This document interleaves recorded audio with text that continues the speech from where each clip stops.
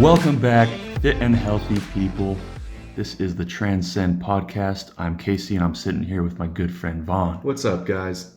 Today we're talking on sprint number 3, which is actually the 3 pillars of fitness. That's right. The 3 pillars, as we like to describe them, are 1, exercise, 2, diet, 3, rest and recovery. And that's no particular order, right? That's the ordering I gave them.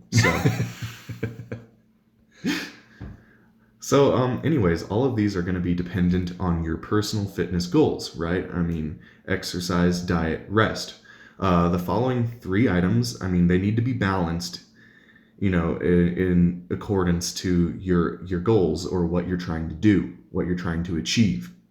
And the balance you find is going to, depend on all of that. So,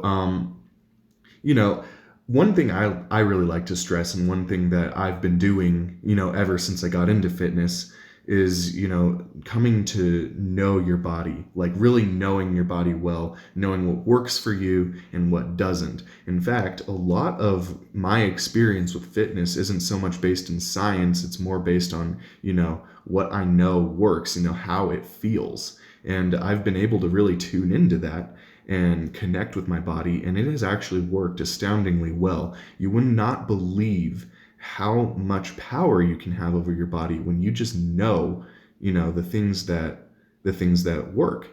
But when it comes down to it, there are some things that we just need to have, regardless of, how well we know our bodies, regardless of, whether we think we can, afford that, donut or, that skipped workout or whatever. No, there are 3 things that we need to keep, that we need to adhere to no matter what we're doing. And those are, as stated previously, I'll say them again: exercise, diet, and rest and recovery. Yeah, so there's all kinds of various, sports and types of fitness, and, there's bodybuilding, there's triathletes, there's swimmers, there's powerlifters, CrossFitters. And so all of these, athletes have these 3 pillars heavily focused on in their life within fitness. But, some of the details within each of them might be different for a runner versus a bodybuilder like ourselves. Those basic principles always come down to the same thing, is we just need a well-balanced portfolio of those 3 pillars, adopted in our own lives. That's right. And so we can talk a little bit about ours, Vaughn, just to give our listeners kind of an idea of what to look for their own. Absolutely. And the kind of details you should be thinking of. So, for example, I think what comes easy to Vaughn and I guess simply at least, is the exercise aspect, the exercise pillar Agreed. of fitness, because we've just done it so much, and learned so much and adopted so much that we've incorporated into our own workouts. Yeah, and a lot of this was just through trial and error too. Yeah. What doesn't come so easily to me, and actually that I've heard a lot of people, is the diet. Mm-hmm. And, I'm at a spot these days, where I know what to do with the diet, but that doesn't necessarily make it an easy aspect. Mm-hmm. And a lot of people I've heard have the same struggle of, force feeding themselves what they don't really enjoy eating in order in the name of health. I agree. Yeah. And, other times, people might splurge a little bit too often on things that they really shouldn't be eating to achieve their goals. Yeah. That's another big one that I see a lot. I think that for me personally, the most difficult is the rest and recovery aspect. I know I don't sleep enough. I know I don't. And, I also get into the gym. I actually try to go to the gym or try to work out 7 days a week. And sometimes that is just too taxing on my body, and I Yeah. have to be like, you know what, I have to take a step back, and I have to take an off day. I have to rest. I have to recover. Yeah. But, I mean, that's just something that doesn't come as naturally to me. Yeah, our bodies have a way of telling us what it needs and what it doesn't need, Mm-hmm. what it likes and what it doesn't like. And so that's where the principle of listening to our bodies and understanding what has worked, comes into play. Uh-huh. And so, yeah, like I mentioned with the exercise aspect, we're pretty well along and, have a decent amount of knowledge on that subject and adopt that every time we actually go into a workout. I'm finally now into what I think is an intermediate to advanced level of diet knowledge and actually incorporating that correctly into my life. Now, with all of these three pillars, I've heard different people talk about different things that they absolutely just can't stand. Mm-hmm. Like some people can't stand going to the gym and actually working out. Some people can't stand eating what's required in order to cut fat or build muscle. That's right. But, like we've touched on before, it doesn't have to be 100% things you just can't stand. And it's actually important that it's not. Mm-hmm. And so if you try and completely overhaul, like we've said, your diet or your routines of exercise, then most likely that's not going to work. It's not Mm-hmm. going to work in a long-term effective manner.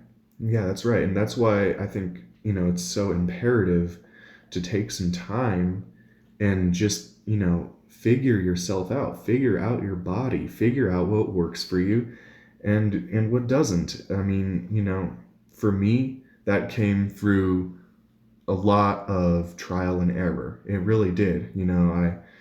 I've tried a lot of different forms of exercise. I've tried a lot of different routines, eating a lot of different things, doing a lot of different things, and I can finally say that I'm really getting to a point where I know what works for my body and what doesn't. Yeah. And it's better to try and figure out what works well slowly than what doesn't work well quickly. In other words, trying to go 100% on clean eating and hard working and figuring out that you're just going to quit doing that. You know what I mean? It's Mm-hmm. just better to figure out what's going to be, you know, um, what you're going to be consistent with and ongoing with long term. If you look at it on the graph, it's better to have an ongoing, gradual, consistent growth Yeah. than a big spike in progress and then a big drop in progress and then that's the end of it. Mm-hmm. Yeah. And so, as you're on your journey to figure your body out, figure yourself out, um, keep in mind the three pillars because these things have to remain constant and they have to be balanced. Regardless of, what you find works, there has to be some basis, right? There has to be some ground from which you build. And these three pillars are exercise, diet, rest, and recovery. So just think about that. With exercise, think about what you need to be able to do, and how you want to look. Like, there are two different aspects to that, right? Like performance and or look. With diet, think about it in relation to performance mainly. And I guess, yeah, I mean, are you trying to cut fat? Are you trying to, do well in a sport? What is your diet? What are your dietary requirements in order to, maximize what you're doing? And then with rest and recovery, this is going to be linked to the amount of exercise you're doing as well as its intensity, right? I mean, if you're a bodybuilder, you might be in the gym for 3 or 4 hours, and it's absolutely imperative to have probably 2 major rest days a week in which you're ensuring that you're giving your body the adequate recovery. The same goes for any other type of intense exercise, but if you're not exercising as intensely, then you might need less recovery time, right? Maybe you don't have to take I don't know, 2 off days a week if your workouts aren't very, crazy. So Yeah. just think about that. And when we're growing the most physically, or making the most progress physically, that's when we're sleeping our best.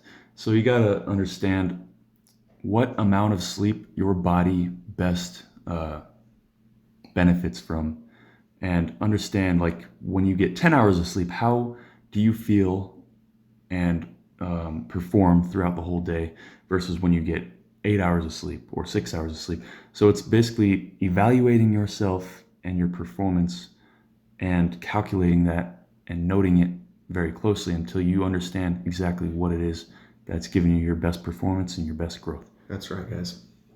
So if you haven't listened to sprint number 2 yet, all about self-motivation, I highly recommend doing that. That's probably going to be essential for this episode and probably some ongoing ones in the future. But that's going to wrap us up for today. And once again, we just really appreciate you guys tuning in and just hope you're going to be there with the next one. Don't forget to leave a comment, like, share, do what you do. Thank you, guys. This is the Transcend podcast, and we hope to have you back next time.